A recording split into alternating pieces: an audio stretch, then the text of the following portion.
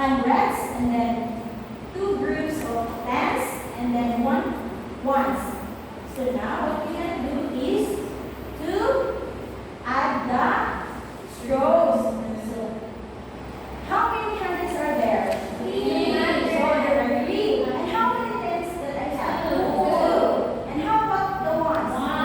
So if we will add this together, ilan siya tanan? 321. Okay, so 321. So now the last one.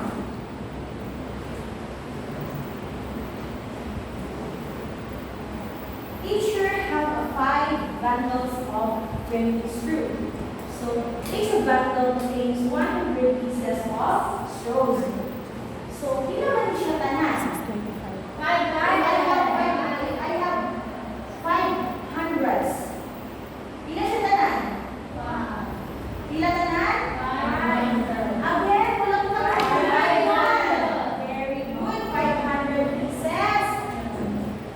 So now, let's have the story time. So, asa naman po ihatag yung teacher na paper ganina? Okay, so now, teacher will read the story and then you repeat after me. Okay, so, once upon a time in a village,